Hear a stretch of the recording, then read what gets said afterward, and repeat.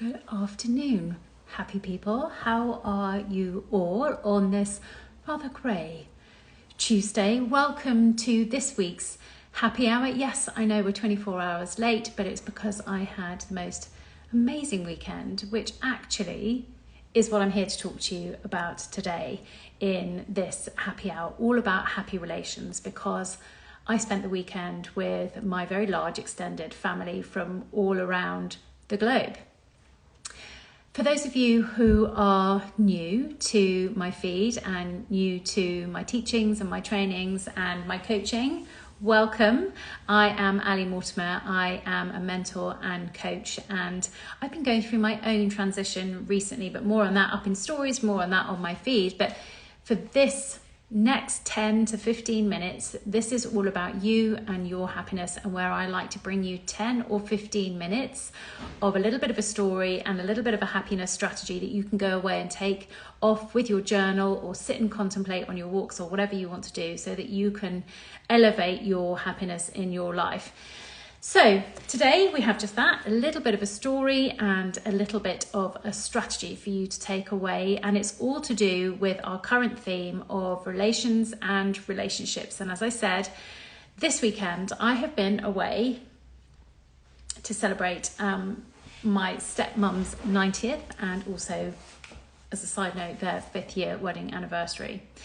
And what I learned this weekend I want to bring to you today is that we learn so much from the people and our relations in our life, whether they be blood relations, whether they be just from relationships that we have in our lives, in our work, in our careers, in our community, in our friendships. But I want to talk to you about my legendary dad. And for those of you who've been around and in my world for a long time, you know that he really, truly is a legend. And I want to tell you a little bit about the story of why he is legendary to me, and then also share one of the tools and the strategies that I have learned from him. So let's go back. My dad is probably the person who I have looked to and found inspiration from when it comes to this whole Phoenix rising that I've been really feeling into over this weekend, and really recognizing that this is what I have been doing and this is what I have been helping my clients do, this whole Phoenix rising, the raising it to the ground, burning it to the ground, and recognizing from the ashes something magical and beautiful can rise up. And it feels like a magical miracle has actually transpired in your life. It really does feel like that when you have the courage to raise it and burn it to the ground, whether willingly or unwillingly. And my dad was probably one of the first people that showed me that. And especially when it came to relationships. He has been married 3 times, and I know he won't mind me telling you that because he said it on the BBC One show and all will become clear. So it is public knowledge. And the first relationship was one of betrayal and loss and utter devastation. And I do not know if I could have survived what he went through. It was in the early 1970s, 60s, when it was all before, the Rights for Fathers came out. And let's just leave that there. What I am recognizing from him right now is a lot of what happened in that first relationship and marriage is now being healed 50 or 60 years later. And that is incredible for me to watch. His second marriage was to my mum. His significant relationship was with my mum, and their beautiful love story that started out on a dating app that they knew so quickly, and then they went on to have me and my sister.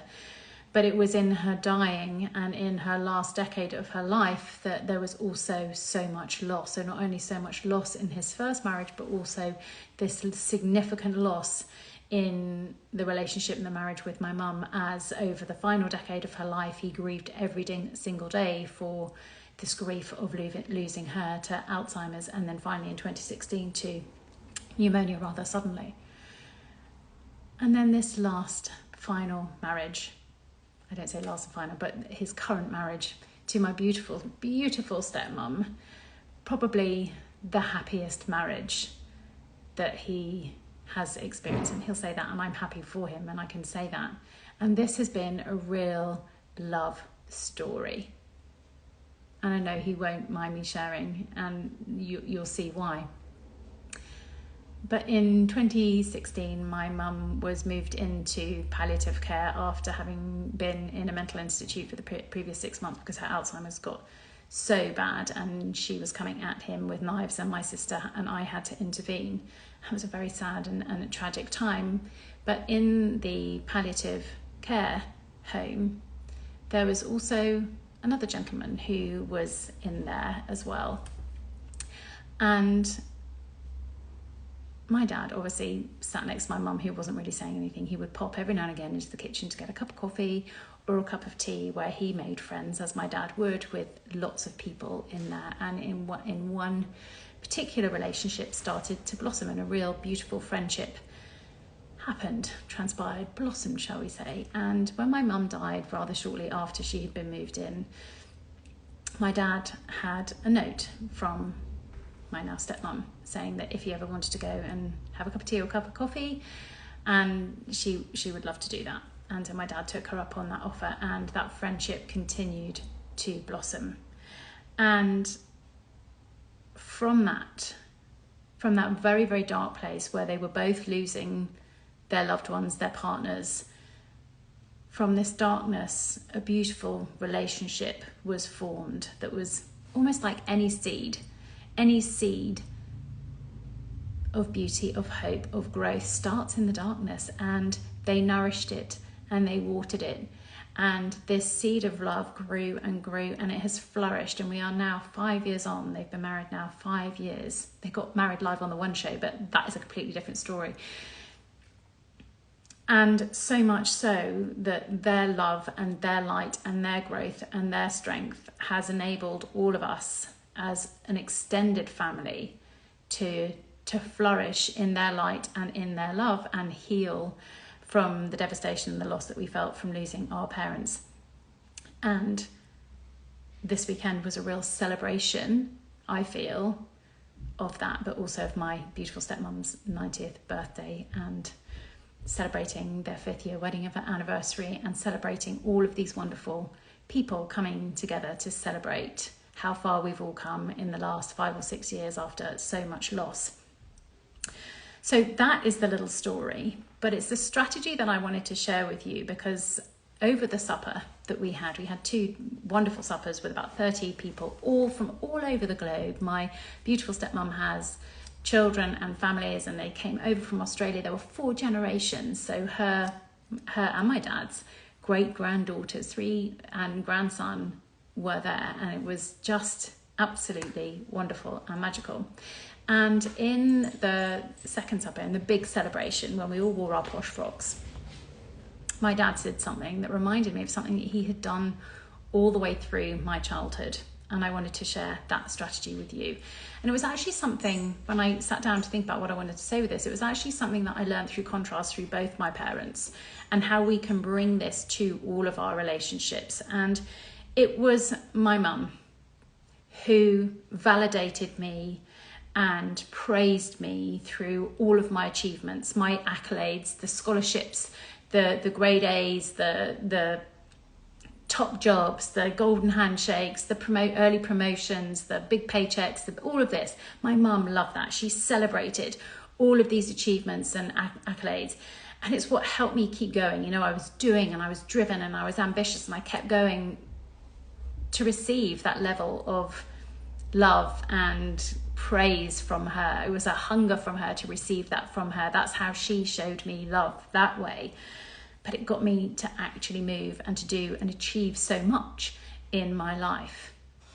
But in contrast, my dad did things slightly differently, as only my dad would. But his praise came in a very, very different way. His praise came through celebrating who we were every single step of the way. And I don't believe that there was ever a family holiday or get together where my dad didn't do a little prize giving. Now, these prize givings weren't dishing out big objects, big things, big money things, or anything like that. It was often a yogurt pot with a black mark on it strung around your neck. Or he would have gone to the local gift shop and bought loads of tat that represented what he wanted to say and share. It was a token, a little totem to solidify the message that he wanted to share with us. So his prizes were around, if we were on ski trips, it was around bravery and courage. It was about the biggest wipeout and the ability to get back up and carry on. It was about who went down that black run the most frightened, not who did it the best, who got there the fastest, but the person who was the most frightened in order to do that, who was pushing themselves. So that's how he celebrated. When we were on summer holidays, it wasn't who came first in the swimming races or relays. It was all about who participated and who made the biggest splash. It was very much about the attitudes with which we went about doing what we were doing. And he would give us these crazy little prizes. And that became very much a tradition through all of our family holidays. And I probably shouldn't have been surprised when on Saturday, a bag of goodies came out, and Edna, my stepmom, started to give out prizes to everybody, and everybody had a prize. Everybody had a first class prize, and I want to show you my prize. This is my prize, Dolly the Duster. And they gave me this, and they were like, Ali, this is your prize for being you. This reminded us of you. Can you tell the resemblance? Is it the crazy hair? Is it the big blue eyes? Is it the big blue smile? But I was so honoured to receive this crazy little Dolly Duster for their recognition and how much they love me and what they see me and how they see me for. And I shall treasure it for the rest of my life. My Dolly the Duster, and it made me so happy, and I could see everybody around the table who received their Dolly the Dusters and their crazy, I don't know, there were mirrors and headbands and little pouches and so many different things, and washing up brushes and just crazy little things, and it was wonderful. And it just reminded me that how much joy we can bring to the people in our lives for celebrating who they are, their attitude, more than what they've achieved and what they've accomplished. And so this is the little strategy that I would love for you to take away with your journal, or contemplate, or consider, or have a discussion with your friends, your family. This is something that you can bring into your team. It's with your kids, it's whatever. It's just, how can you celebrate more the people in your life, and how can you share with them how much they mean to you, and how and what you see in them, not about what they do, not about their labels, their titles, or anything like that, but what do you see in them and their attitude and their personality that you can celebrate and share with them? What is it that you love about them, and how can you share that with them? Celebrate who they are and help them celebrate who they are. This is so important, especially for children, so that they can find that validation with them, who they are, rather than striving to do the next thing. And for any of you who have children with open or undefined heart centers in their human design, this is going to be even more important, because with that, and I have an open heart and undefined heart, is that we can find that we are constantly comparing, constantly competing, looking outside to keep on striving. And if you've got that in a child, you've got to help them and nurture them to look within, to celebrate who they are, not what they are achieving.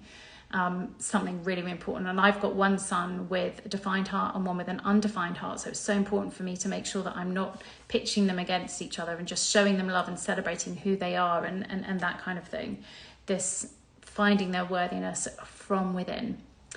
So that is my little tool and little tip. Who in your world right now can you go and celebrate for who they are, and how can you bring that more into your teams? How can you bring that more into your family units? How can you bring it more into yourself? How can you celebrate more of who you are? What do you love about yourself and your attitudes, rather than all of your achievements? So I would love to share that with you today. And just on a final note before I disappear, just a reminder that this is the final week in June, so there are 2 time-sensitive offers that I currently have on the table. If you choose to take them up, You can still get the first 2 Life Labs for just £55. They're typically individually £55, but I'm offering you the first 2 for £55 until the end of June, so the end of this week.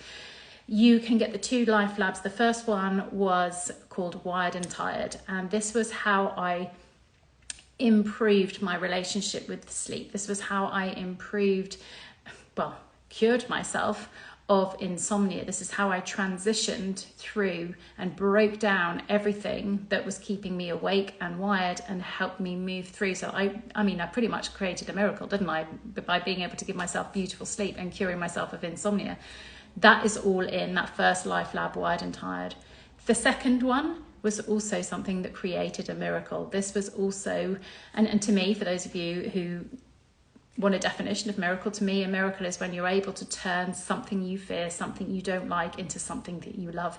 And I love me, and that I know me, I love me. The second Life Lab was all about how I turned my fear and self-loathing of myself and my self-image, my reflection, into one that I love, so that I can come on and be articulate and look at myself, because I'm looking at myself in a screen every single day now that I do these lives and taking photographs of myself. How did I find that courage and that confidence to really turn my hatred and self-loathing into something that I love? And it was about knowing me, getting to know me. And again, building on what we've just been talking about here in today's happy hour, really getting to know me and validating myself by knowing and understanding who I am, so that I could then love myself, appreciate myself, respect myself, and come out here with confidence. So again, that transition of healing my relationship with myself. So you can get those 2 for £55. If you would like the link, please do just drop me a DM and I can give you that. I can't remember if it's in my bio. I'll put it in my bio, or just drop me a DM. The second time sensitive offer in June is also the Manifest It bundle. This is a culmination of the work of how I have brought the concepts and the strategies of manifestation, the tangible, the physical, and also the magical and the miraculous, into how I have completely transformed my life from 2016, where I didn't love myself. I separated from my husband. I left my corporate career. My business was failing. I didn't know who I was or where I was, and I am here now, loving my life, knowing what I'm doing in the most beautiful relationship and marriage with my same husband. We healed that with my beautiful family, doing work that I love and loving myself as well along the way. And this was all through this beautiful and my own secret source and secret sequence of manifestation, of bringing the human strategies, the physical, tangible strategies, and coupling that and surrounding and sprinkling it with stardust and magic and miracles, and trusting in the realms that we cannot see. So in this Manifest It bundle, you have the Illuminate It, which was my own personal visualization that I felt through and come through from my soul to take me through, to open up the portal into this new world. So you get that guided visualization. You also get my secret sequence to manifestation, the high level touch points of what you can do to bring into your life. And you also get the full program of Manifest It, which is the 4 teachings of the 4 levels of your being, which takes you deeper into what I take you through into the Illuminate It visualization, plus something new. I will also, as part of this bundle, look at your human design and share with you how you can amplify your manifestation process by understanding your human design, how you can increase your auric field, how you can increase your frequency, how you can take your frequency to a higher level so that you can move up and manifest all of the things that you want on that level. So that is all bundled up, and that is £555. It's worth £888. So you get all of those 4 things. If you would like that, that offer is still on the table until the end of June, and you can just jump into my DMs and ask me for the link, or you can go to my bio when I've popped it in there. Still on the table, we have got private coaching, 1 month for private coaching for $555. You've got a whole 12 months of private coaching for $5,555. There are also opportunities to come and work with me longer term in terms of more intensive private mentorship and coaching.